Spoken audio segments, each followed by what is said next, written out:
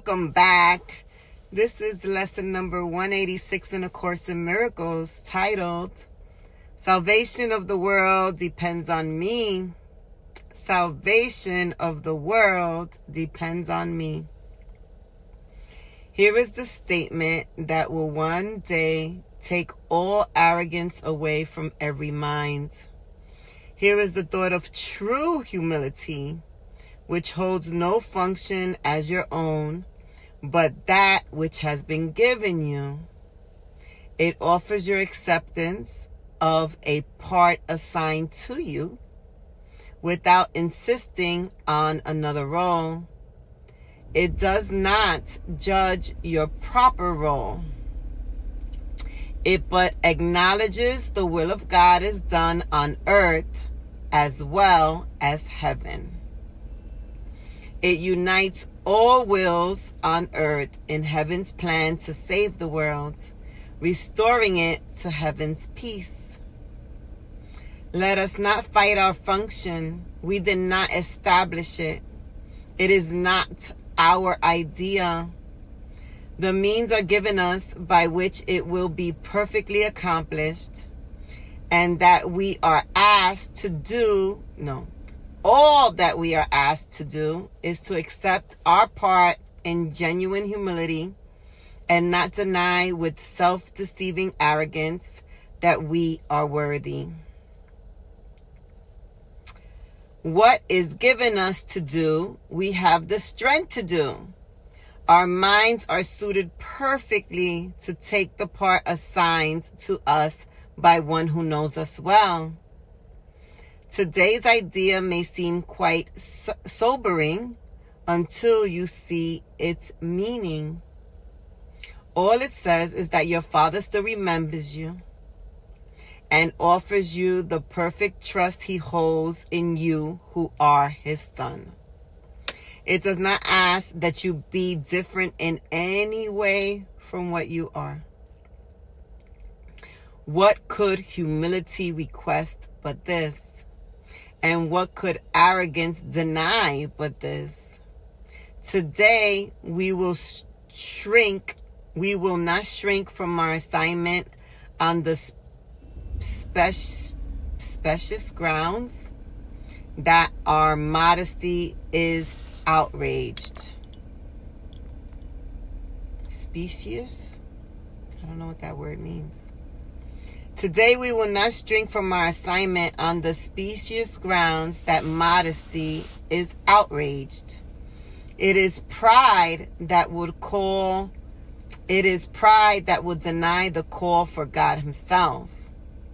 All false humility we lay aside today, that we may listen to God's voice reveal to us what he would have us do. We do not doubt our adequacy for the function he will offer us. We will be certain only that he knows our strengths, our wisdom, and our holiness. And if he deems us worthy, so we are. It is but arrogance that judges otherwise. There is one way, and only one, to be released from the imprisonment your plan to prove the false is true has brought to you. Accept the plan you did not make instead. Judge not your value to it. If God's voice assures you that salvation needs your part and that the whole depends on you, be sure that it is so. The arrogant must cling to words, afraid to go beyond them, to experience which might affront their stance. Yet are the humble free to hear the voice which tells them what they are and what to do. Arrogance makes an image of yourself that is not real. It is this image which quails and retreats in terror, as the voice for God assures you that you have the strength, the wisdom, and the holiness to go beyond all images. You are not weak, as is the image of yourself. You are not ignorant and helpless. Sin cannot tarnish the truth in you, and misery cannot hear the holy name of God. All this, the voice for God relates to you. And as he speaks, the image trembles and seeks to attack the threat it does not know, sensing its basis crumble. Let it go. Salvation of the world depends on you and not upon this little pile of dust. What can it tell the Holy Son of God? Why need he be concerned with it at all?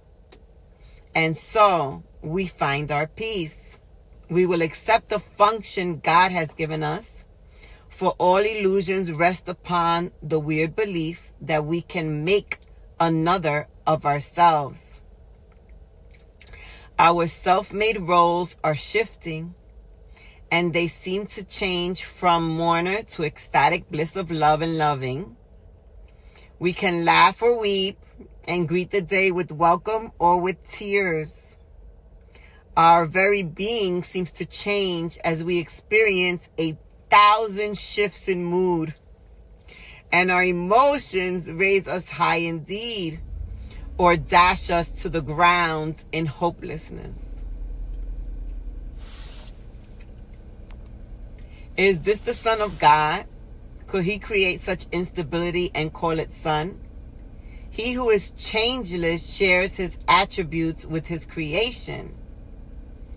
All the images his Son appears to make have no effect on what he is.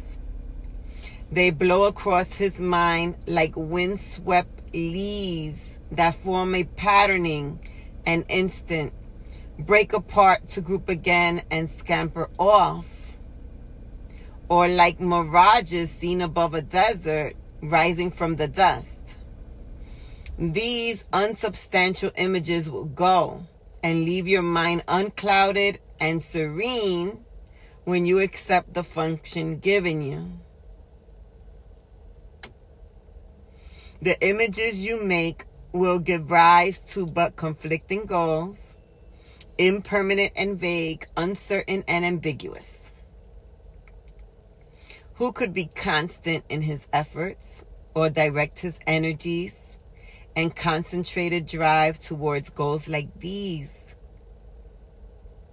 The functions which the world esteems are so uncertain that they change 10 times an hour at their most secure. What hope of gain can rest on goals like this? In lovely contrast, certain as the sun's return each morning to dispel the night, your truly given function stands out clear and wholly unambiguous. There is no doubt of its validity. It comes from the one who knows no error, and his voice is certain of its messages. They will not change nor be in conflict. All of them point to one goal, and one you can attain. Your plan may be impossible, but God's can never fail because he is its source. Do as God's voice directs, and if it asks a thing of you which seems impossible, remember who it is that asks and who would make denial. Then consider this. Which is more likely to be right? The voice that speaks for the creator of all things, who knows all things exactly as they are, or a distorted image of yourself, confused, bewildered, inconsistent, and unsure of everything. Let not its voice direct you. Hear instead a certain voice which tells you of a function given you by your Creator, who remembers you and urges that you now remember him. His gentle voice is calling from the known to the unknowing. He would comfort you, although he knows no sorrow. He would make a restitution, though he is complete. A gift to you, although he knows that you have everything already. He has thoughts which answer every need his son perceives, although he sees them not. For love must give, and what is given in his name takes on the form most useful in a world of form. These are the forms which never can deceive, because they come from the formlessness itself. Forgiveness is an earthly form of love, which, as it is in heaven, has no form. Yet what is needed here is given here as it is needed. In this form, you can fulfill your function even here. Although what love will mean to you when formlessness has been restored to you is greater still. Salvation of the world depends on you who can forgive. Such is your function here. Lesson number 186. Salvation of the world depends on me. Salvation of the world depends on me.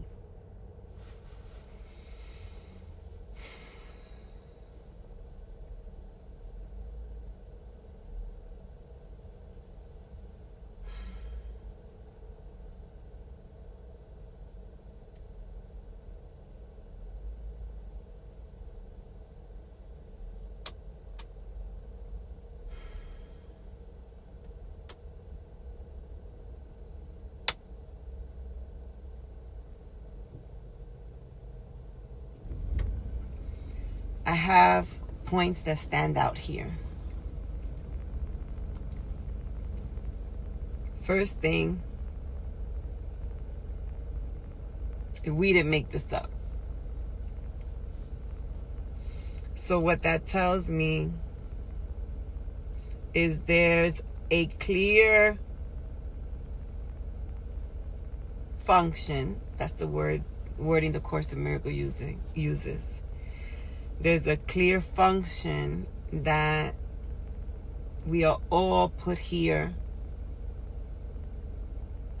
or maybe not put here, that all that are here are set to perform. And we didn't make up the function. It was there before we were here. And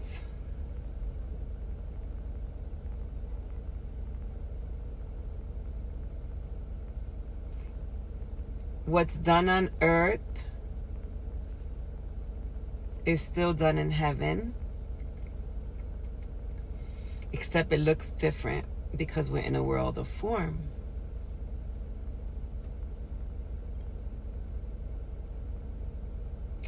And being humble is really knowing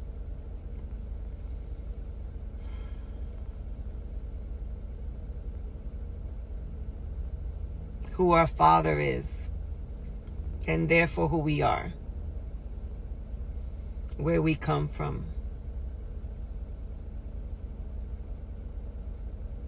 So our function cannot help but be miraculous, because our Father is miraculous and so are we.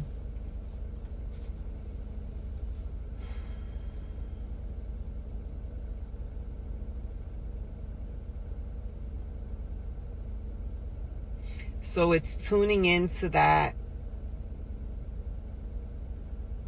place of our function and listening to the one voice that speaks of love,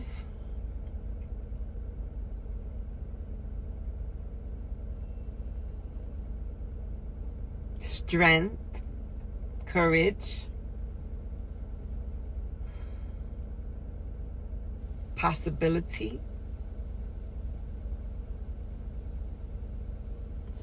grandeur. That's what I think of, grandeur.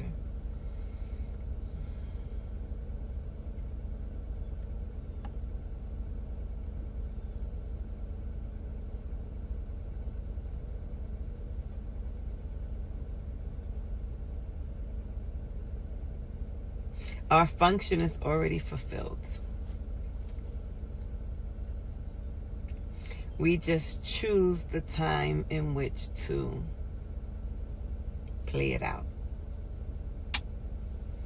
We can't lose. We can't fail. Only God could have set it up so perfectly. Only our Father could do that. So it ends with our function here on earth is forgiveness. But always remember what forgiveness is in A Course in Miracles.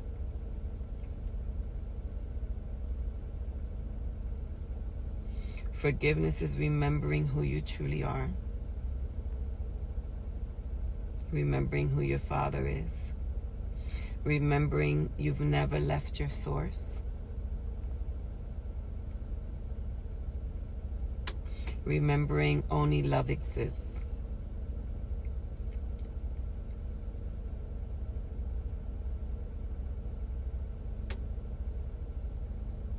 Remembering you are love.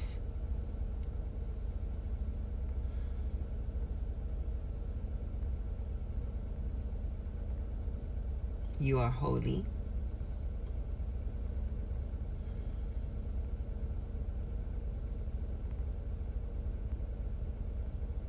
And so is all you see. So seek not to change the world, but to change your mind about the world.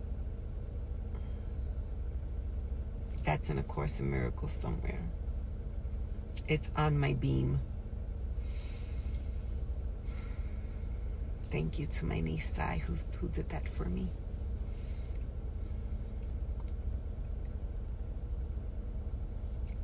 This work is not hard work. Does God have to work hard to be God?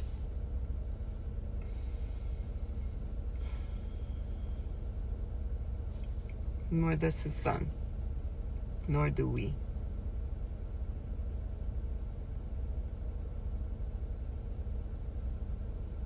And let's stay in the true work.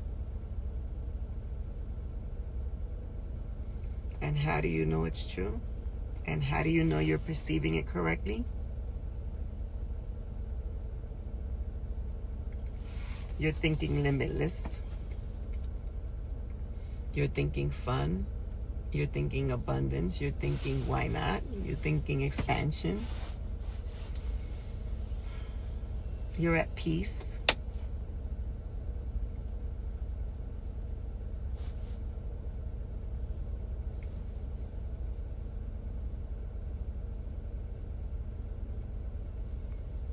And this is the best way to think for yourself and for the world. Have a great day.